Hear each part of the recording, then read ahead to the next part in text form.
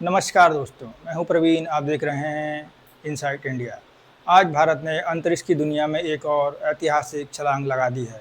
Sky root aerospace ने अपने पहले ऑर्बिटल लॉन्च व्हीकल विक्रम-1 का सफल प्रक्षेपण कर इतिहास रच दिया है। इसके साथ ही भारत का निजी अंतरिक्ष क्षेत्र एक नए दौर में प्रवेश कर गया है। यह उपलब्धि इसलिए भी खास है क्योंकि विक्रम-1 भारत का पहला निजी तौर पर विकसित ऑर्बिटल लॉन्च व्हीकल है, जिसने अपनी पहली ही उड़ान में सफलता हासिल की। यह केवल एक रॉकेट लॉन्च नहीं, बल्कि भारतीय स्टार्टअप्स, वैज्ञानिकों और इंजीनियरों की दक्षता का दुनिया के सामने बड़ा प्रदर्शन है।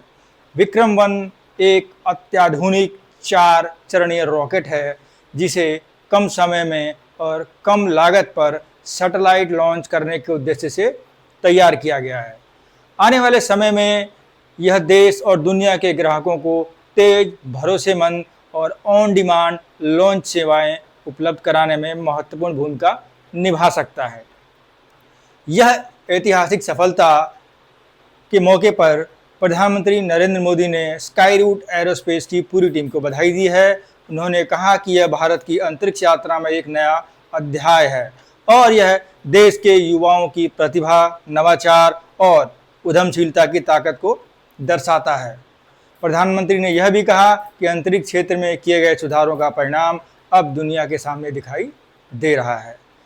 याद रहे, कुछ साल पहले तक भारत का अंतरिक्ष कार्यक्रम मुख्य रूप से सरकारी एजेंसी इसरो तक सीमित था, लेकिन अब निजी कंपनियां भी अंतरिक्ष मिशनों में अपनी मजबूत पहचान बना रही है।